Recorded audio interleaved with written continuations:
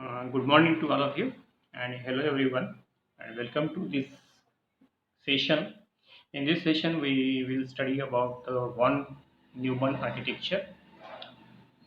So let us start the non one Newman architecture.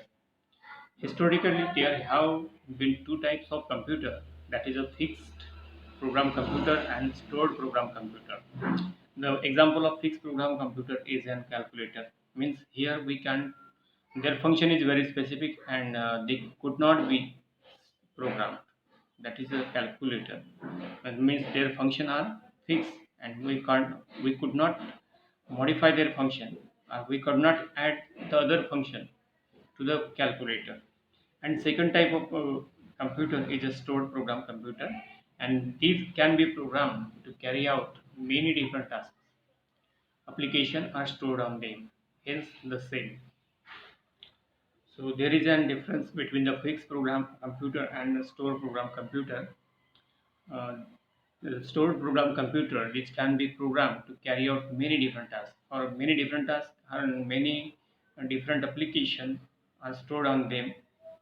So we can carry out, or we can program any many different tasks and many applications, and we can store on them.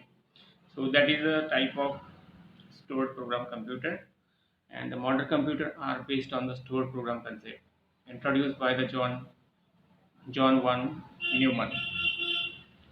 In this stored program concept, program and data are stored in a separate storage. In in this model, means in a John Newman von Neumann model, the data is stored in units, a separate unit, and that unit is called as a memory, and are treated the same, and it treated the same.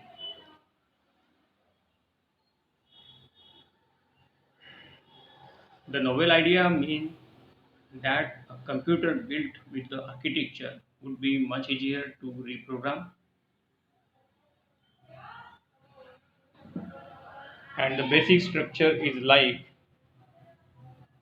and the basic structure is like,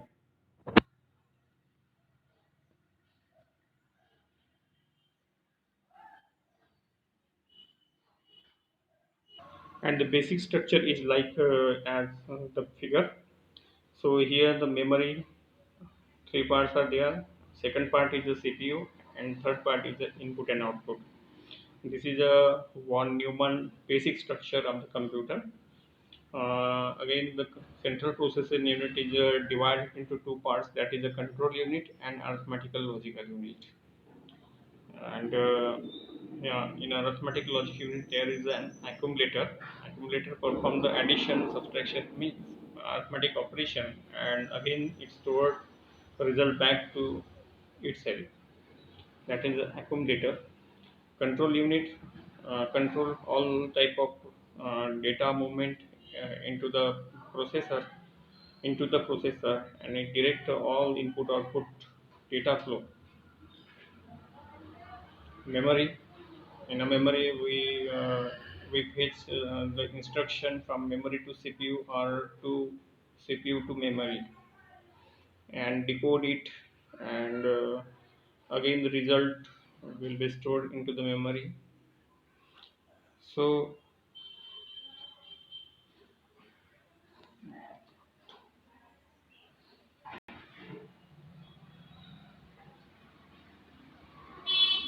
it is also known as IS of computer, and is having three basic units: the central processing unit, the main memory unit, and the input output device. And so each computer have the three main important parts, three basic units, that is the CPU, memory, and input output devices.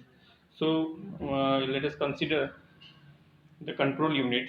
A control unit handle all the processors control signal, and as well as it directs all the input and output devices data flow, as well as it detect the it as well as it fetches the code from the instruction and how the data moves around the system. Second is arithmetical and logical unit. That is, we called it ALU.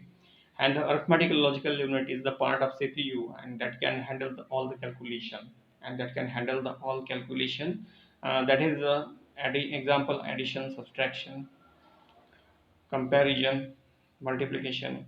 It performs the logical operation like bitwise operation, bit shifting operation, and arithmetic operation. Okay. Here the basic diagram of computer here in a one Newman model. So here is a three part again: memory section, then CPU, and then input output section.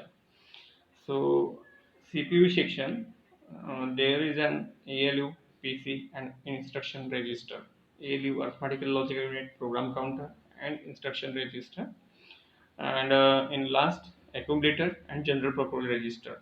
These all are the part of the CPU, and there is a memory to input output.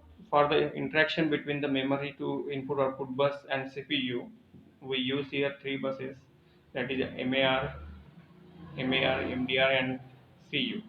MAR means memory address register, and MDR means memory deletes register bus, control unit bus.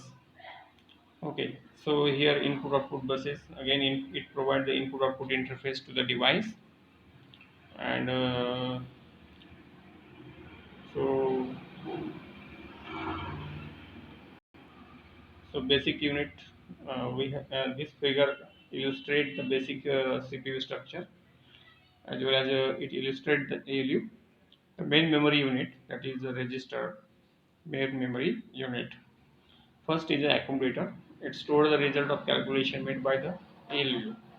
Accumulator is an register also, but it stores the result of calculation made by itself. Then program counter, it keeps the track of memory location of the next instruction, means which we have to perform the next instruction, or we have to execute the next instruction. That that instruction address is stored into the program counter. The PC then passes this next address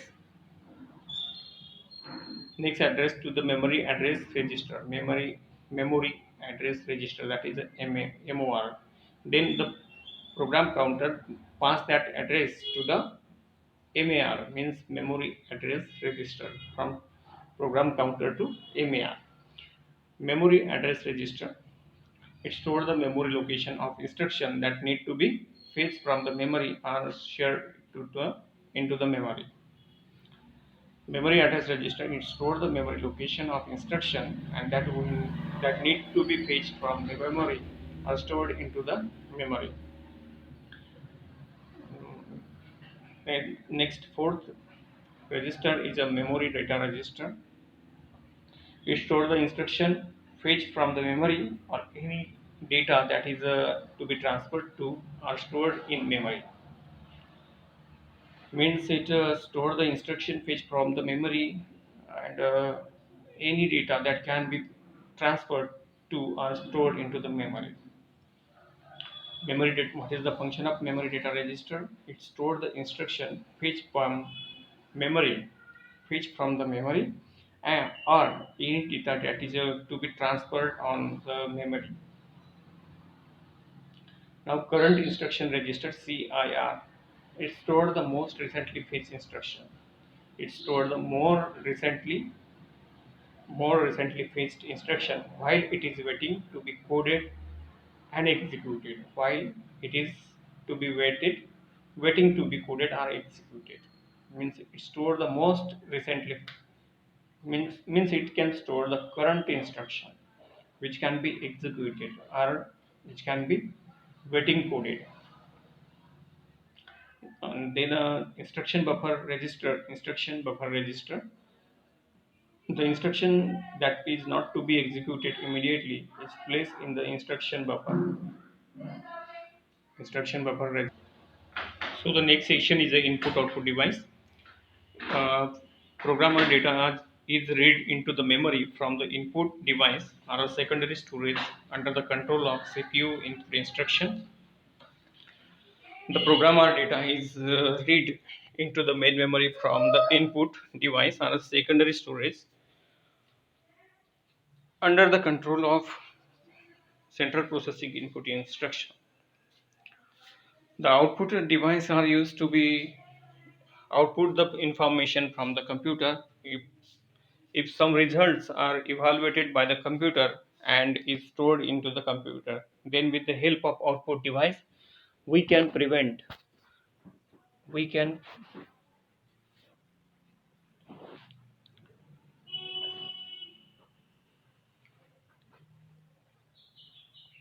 we can present it to the computer user. So what is the function of input output device? The program or data to is read from the main memory from the input device or secondary storage under the control of CPU and the instruction. Output devices are used to output the information from the computer. If some result are to be displayed or evaluated by the computer and it is stored in the computer, then with the help of output device we can prevent it to the user. Then next part is the buses. Data is transmitted from one part of computer to another part of computer and connecting as well as it is used to connect all the major internal component to the CPU and memory by the means of buses types that there are data buses, address bus and control bus. Data bus carries the data among the memory unit and input output device and the processor. What is the function of data bus? It carries the data among the memory unit, input output devices and the processors. Address bus, it carries also the address of data, doesn't not the actual data between the memory and processor. This is an address of the data. It carries the address of data. Control bus, it carries the control command from the CPU and status signal from the other device in order to control and coordinate all the activities within the computer.